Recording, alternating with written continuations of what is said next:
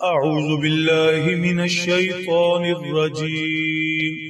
بسم الله الرحمن الرحيم.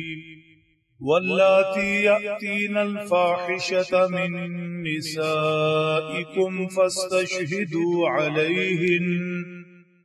فاستشهدوا عليهن أربعة منكم، فإن شهدوا فأمسكوهن في البيوت حتى يتوفاهن الموت أو يجعل الله لهن سبيلا.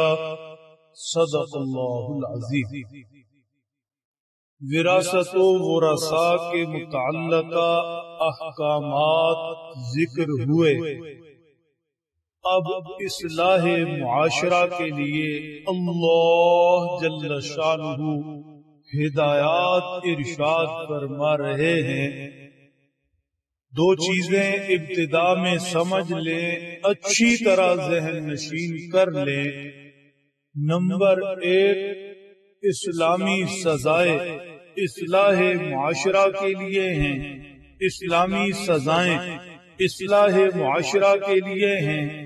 اسے خدا نخواستہ ظلم سے ہرگز تعبیر نہ کیا جائے.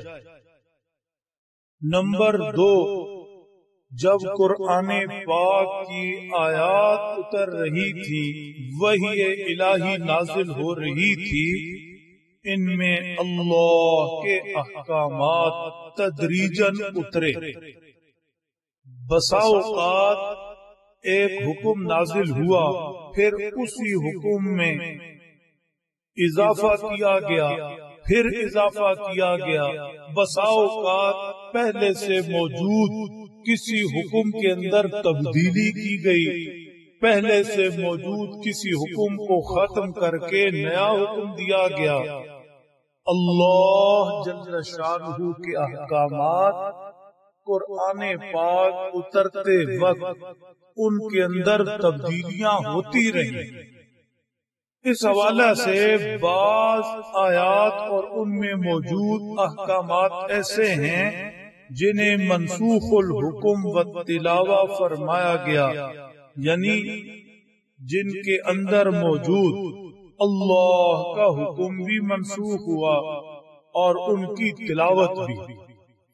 اور بعض احکامات ایسے تھے جنہیں منسوخ الحکم بدون تلاوہ فرمایا گیا، یعنی ان آیات میں اللہ کا جو حکم ہے دوسری آیت سے اس حکم کو تبدیل کر دیا گیا، لیکن اس آیت شریفہ کی تلاوت باقی رہی.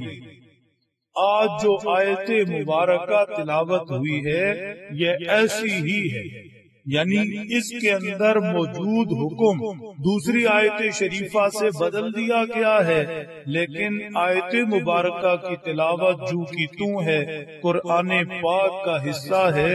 خوش نصیب سعادت مند تلاوت کرتے ہیں، قیامت تک کرتے رہیں گے. معاملہ یہ ہے کہ جب یہ آیت شریفہ نازل ہوئی اس میں غلط کاری زنا کی سزا متعین نہیں تھی. اس وقت زنا کی سزا متعین نہیں تھی، چنانچہ یہ آیت شریفہ اتری. ارشاد فرمایا واللاتی یأتین الفاحشۃ من نسائکم فاستشہدوا علیہن اربعۃ منکم. کوئی خاتون خدا نخواستہ بے حیائی کی مرتکب ہوئی، زنا کر بیٹھی، تو ابتدا میں اس کے اس گناہ کو ثابت کرنے کے لیے 4 لوگ گواہ قائم کیے جائیں، طلب کیے جائیں. یعنی الزام کا ثبوت 4 گواہوں پر ہے، اس لیے کہ یہ معاملہ اہم ہے. ایسے ہی نہیں کہ کوئی منہ اٹھا کر کسی پر الزام لگا دے اور کسی کی عزت تار تار کر دے. کسی دوسرے پر الزام تراشی تب سنی جائے گی کہ جب اپنے الزام کو 4 گواہوں سے ثابت کرے گا. ورنہ جھوٹے الزام لگانے والے کی الگ سے سزا ہے، دوسرے مقامات پر ذکر ہے۔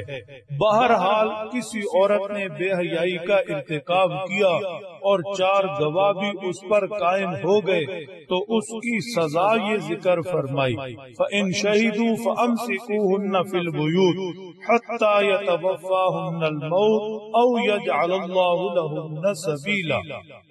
ایسی عورت کو گھر میں پابند کر دیا جائے، قید کر دیا جائے، نظر بند کر دیا جائے، اسے سوچنے کا، غور کرنے کا، توبہ کا خوب موقع ملے اور برائی بھی مزید نہ پھیلے۔ یا تو یہ ایسے ہی قید دنیا سے رخصت ہو جائے، مر جائے، یا اللہ کا کوئی اور حکم نازل ہو جائے۔ چنانچہ بعد میں اللہ کا حکم نازل ہو گیا۔ دوسرے مقام پر ذکر ہے کہ اگر کماری بے حیائی کا ارتکاب کرے تو اس کی سزا 100 کوڑے ہے، شادی شدہ کرے تو اسے سنسار کیا جائے۔ بتائیے اللہ کے یہ احکامات کس زاویے